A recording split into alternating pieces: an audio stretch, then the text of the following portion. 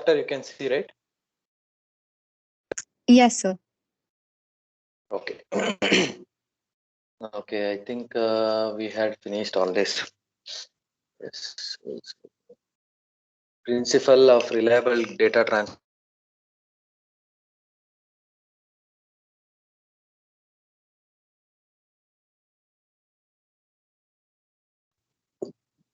So we have understood what is the problem with stop and wait protocol. Then we started with pipelining, right? So there are two types of pipelining protocols. One is go backend and other one is selective repeat.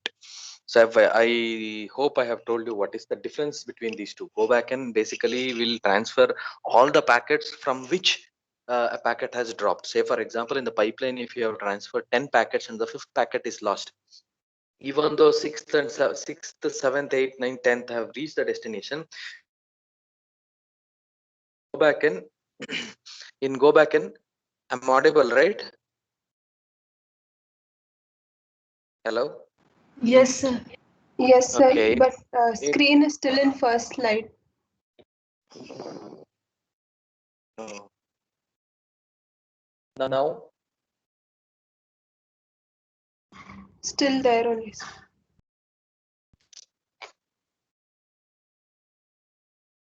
I'll share the entire screen. So in basically in go back and what happens? So suppose if you have sent 10 packets in a pipeline and fifth packet is lost, and consider sixth, seventh, eighth, ninth have reached the destination. Still, even though after the packets which are supposed to go after fifth have reached the destination, still you are going to resend it from packet number 5, because from the go backend is that's the procedure in go backend. Wherever you will find a loss of packet, from there you will retransmit everything. That's why it is called as go backend. Whereas in selective repeat, what happens, the receiver will store the packets which have come or received in out of order. Basically, see, receiver has to receive the fifth packet, but they have received sixth, seventh, eighth, ninth, and 10th. Fifth packet, what it will do, it will keep on waiting for the fifth packet to send the packet in an order to the application layer. Okay, so that's what selective repeat is. We will see, we have diagrams so that you can easily understand this. So I hope you can see the screen now, right? Pipeline protocols overview, can you see that? Yes, sir. Yes. Okay. Okay, so go back, and we don't need this, so let me directly go to the, yeah, this is what I want to show. Go back in action. So you can see the timing diagram right here.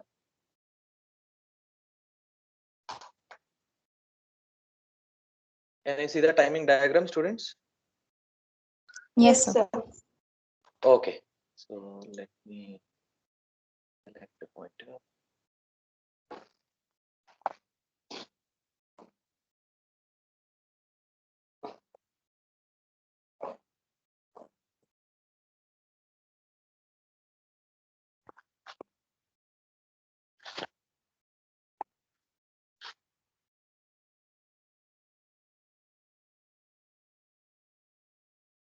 Okay, see, this is the sender here, and you have a receiver here. So you can see packet 0, packet 1, packet 2, and packet 3 are sent in a pipe. Okay, this is a pipeline. See, after sending packet 0, generally in stop and wait, what used to happen? You are supposed to wait for receiving the packet 0 acknowledgement. Only then you will send the first packet. But here you are sending 4 packets at a time. Okay, 0, 1, 2, 3, and you are waiting. Now, after receiving packet number 0, what happens? Received packet 0, send acknowledgement for 0. Then it received packet 1, send acknowledgement for packet 1. Okay, now these two have come here. After receiving the acknowledgement for packet 0, packet 4 have been sent. You can see here, packet 4 have been sent after receiving the acknowledgement for packet 0. You can see here, receive acknowledgement 0, then send packet 4. Receive acknowledgement 1, then send packet 5. Now, after this, what's the case? Packet 2 has to reach the receiver. Receiver is waiting for packet 2, but it is lost somewhere here. Okay. Packet 3 has reached the destination. So receiver is waiting for packet 2, but receiver have received packet 3. What will receiver do? Receiver will just discard that packet 3. You can observe here, receiver will discard that packet 3 and send the acknowledgement for previous packet, whatever it has received. So what is the previous packet that it has received? It has received packet number 1 previously. Okay. So when it sends the packet 1 acknowledgement again, you can see here, ignore duplicate acknowledgement. Here sender is going to ignore the duplicate acknowledgement because it already reached the acknowledgement for packet 0 here. Okay, it is, sorry, packet 1 here. So it is going to ignore that acknowledgement which receiver has sent of that is packet 1 acknowledgement again. So what it will do, it will not transmit the 6th packet. It is supposed to transmit the 6th packet, but it is not going to do because it has received a duplicate acknowledgement. It will wait. So you can observe here, packet 2's timeout session is here. Packet 2's timeout has happened. After packet 2's timeout, so sender will understand that I have not received the acknowledgement for packet 2, and I have also received the acknowledgement for packet 1 second time, that is duplicate. So what it will send, whatever it has sent after packet 1, that is 2 and 3, both it will retransmit. You can see here, not just 2 and 3, 2, 3, 4, 5, everything, whatever it has sent after this, it will retransmit that 2, 3, 4, 5 again. And after that, you can see here packet 2 is received. Yes, here it was supposed to receive packet 2, but it didn't receive. So after receiving packet 2, it will send the acknowledgement. After receiving packet 3, again it will send the acknowledgement. Similarly for packet 4 and packet 5, it sends the acknowledgement. This is how the go back N will cope up with whatever the packet loss that has happened. Is it clear, students? Is it clear with a go back N protocol? Hello? Yes, sir. Do you have any questions here? So you can also see the window size here. Okay, initially window will be 0 to 3, that is 4 packets. So after receiving the acknowledgement for first packet, window will slide. So this is called as sliding window protocol or sliding window method. Then after receiving the acknowledgement for 1, this window will slide. This window means this will tell what packets have been sent but not acknowledged. Okay, now after this, see here, this thing is retransmit. Okay, that's why it is still showing 2, 3, 4, 5, 2, 3, 4, 5 in the window. Okay, but every time window will be 4. Window will not cross 4 because that's what the pipeline number of packets that should be there in the pipe is decided to be as 4. Is it clear, students? If you have any questions, please ask me now. We will go to selective repeat next. Am I clear? Shall we go to the selective repeat? Excuse me, sir, I have a doubt. Yeah, please. So after send packet 3 the first time, why is there a wait operation? Because the window is 4, no? It has sent 4 packets and waiting for the acknowledgement for first packet which it has sent. Okay, only then it will send the 4th packet. Window size is 4. Okay, Can you sir. see here? N equal to 4. Window size is 4. If the window size is 6, it will send 6 packets and then it will wait for receiving the first packet acknowledgement. Okay, sir. Did I answer you? Yes, sir. Yes. Okay. Any other questions, students?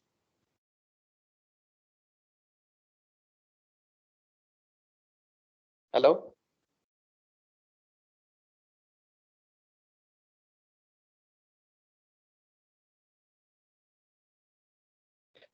Okay, let me go to the next slide.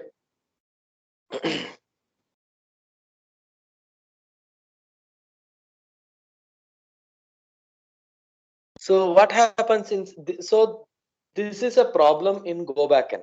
That means the problem is there are a lot of duplicate packets which have been exchanged. That means, see, if you observe previously, packet 2 is lost, but packet 3, packet 4 and packet 5 have been reached destination safely, properly. But that also you are going to repeat. Okay, go back N. So that's the problem with go back N. So to overcome that problem, to address that problem, we have something called a selective repeat. Okay, so receiver individually acknowledges all correctly received packets. Keep that in mind. Receiver will individually acknowledge all correctly received packets, buffers packets as needed for eventual in order delivery to the upper layer. I will show you that in the diagram. You will clearly understand there. Sender only responds to the packets for which acknowledgement is not received. Okay, so slider window in consecutive sequence numbers, limit sequence number of sent unacknowledged packets. So we will see how this works.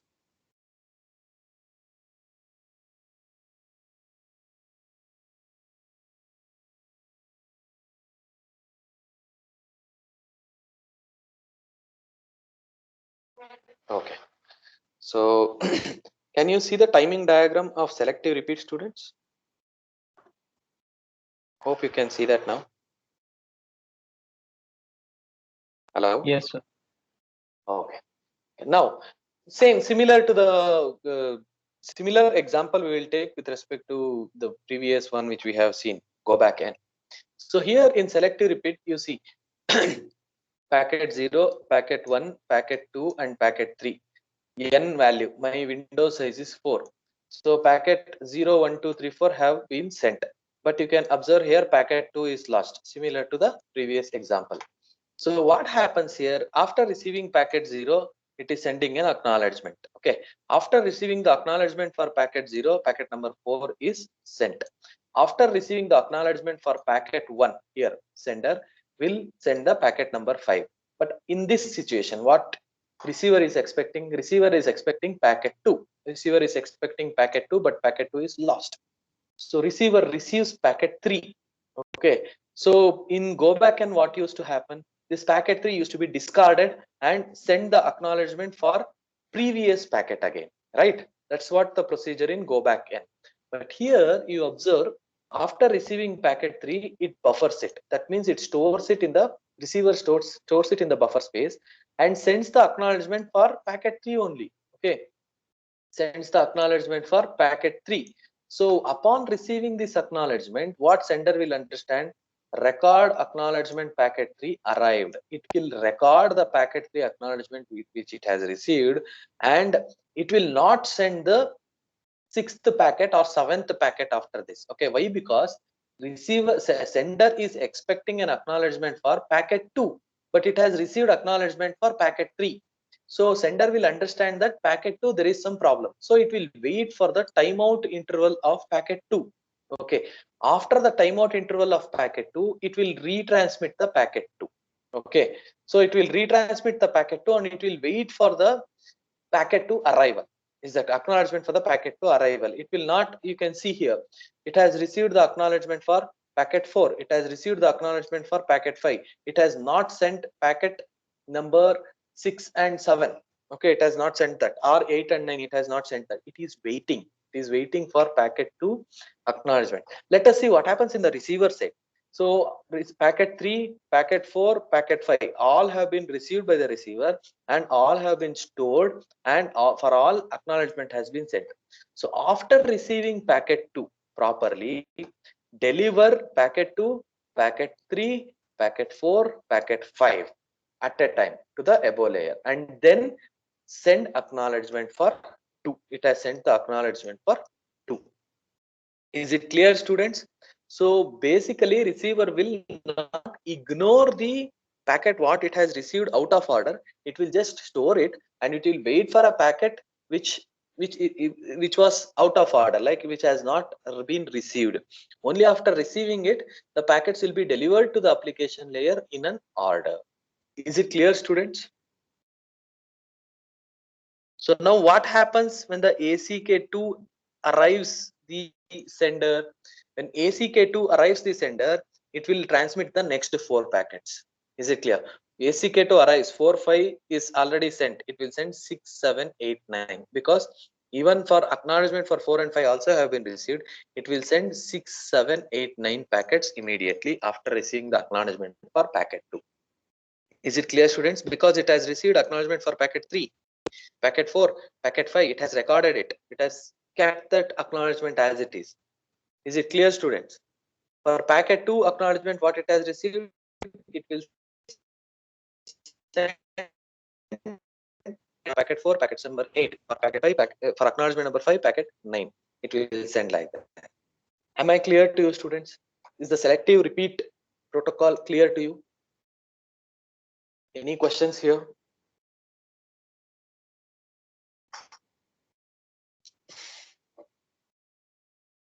Please respond. Am I clear to you? You have any doubts or any, like, are you not understanding these protocols? So can you tell about buffer once again? Like what Buffer in the sense, every device will have a space in them to store any kind of information it receives. Okay, so when it receives packet 3 instead of packet 2, in basically in go back and what happens, it is not going to store it, it will just discard it. But what receiver in selective repeat do, it will store this packet 3 in its buffer space available. Okay, it just stores it. Similarly, packet 4 also, packet 5 also, it will store it because sender is not going to retransmit the successfully received packets. Packet 2 is not received successfully here. After the timeout, when the packet 2 is sent, it receives packet 2, packet 3, packet 4 and packet 5 is there in the buffer space, but it has not been delivered to the application layer. See, here you are receiving it in the transport layer. You have not sent it to the application layer still, because when you send it to the application layer, you have to send it in an order. Okay, you cannot simply send 0 first, 1 sec next, and directly you cannot go to 3. You have to send packet number 2 to the application layer, and then only you have to send packet 3. But you don't have packet 2. What you will do? Store this packet 3, packet 4 and packet 5 in the buffer space. Then when you receive packet 2, you send packet 2 first and then go for 3, 4 and 5. Is that clear? So that's what the buffer space required here. Am I clear? You got it? Okay. Any other questions, students?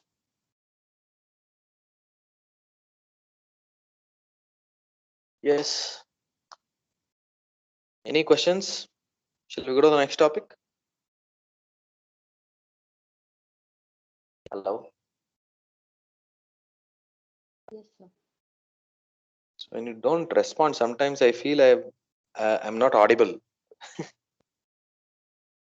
So okay, hope this is clear to you, and I hope both selective repeat and go back and is clear to you with the difference among those two.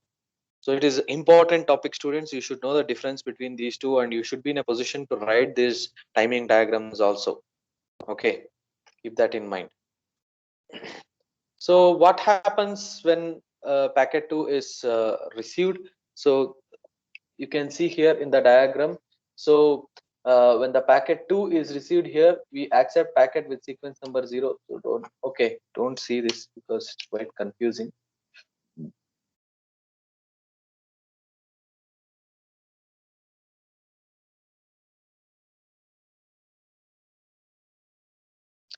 So the point is, selective repeat also have few couple of issues. We cannot say selective repeat. Okay, we started with reliable data transfer 1.0. We assume that there are no packet loss and bit errors. Then we in RDT 2.0 we assume that there are bit errors. Then in RDT 2.1 we improvised it. In RDT 2.2 we removed the negative acknowledgements and improvised it still more. And then RDT 3.0 we assume that there is packet loss also with bit errors. So what we did, we introduced timer there. But the problem with all this is stop and wait or alternating bit. So stop and wait was not a very good with respect to performance. So we introduced pipelining, and in pipelining we have two kinds of protocols, that is go back and selective repeat. So what is the difference? Go back and we observed there is a drawback because it used to retransmit all the packets again, even with a single packet loss. So which consumes more time and also more, I can say, uh, bandwidth. So here, to avoid that, we introduced selective repeat, where you buffer the information, and once where you buffer the information, and once that is once you receive the acknowledgement for the retransmitted packet, so all the packets will be sent to the above layer immediately. So these were kind of the protocols which we have observed now, but it is not that we have come to the final stage after understanding the selective repeat. Why? Because selective repeat also have a couple of issues. Okay, let us see that here. So selective repeat, there's a dilemma here. So you can see the sequence number S0123. Okay, packet 0 is sent, packet 1 is sent, packet 2 is sent. After receiving the acknowledgement for packet 0, you are sending packet 3 here, which is lost. After receiving the acknowledgement for packet 1, you are sending uh, uh, packet 0 again, because the sequence number is varying from 1023 to 1023. You can see here sequence number is 0123. Again it starts from 0123. Okay, so when you send the next packet, which is 0, there is a the receiver can't see sender side, so receiver behavior identical in both the cases. There will be some confusion here. Okay, so to avoid this, again we have some solution for this. There is we can address it, and that protocol which address the problem of selective repeat is TCP. Is that clear, students? So hope you have you got the problem with selective repeat. Hence we have something called as next protocol, the final protocol which we are using now, that is TCP. We can say it's a completely reliable protocol, which is TCP. The working of sequence number here will completely change. You will not have a continuous sequence number like 1 2 3 4. You'll not have sequence number like that. There is a separate mechanism to find out the sequence number here. You will understand this once we go deep into the TCP protocol. So I hope the go back and selective repeat is clear to you, and also the issues with go back and selective repeat both are clear to you, so that we are moving for TCP, which will be your final reliable data transfer protocol. Am I clear to you, students?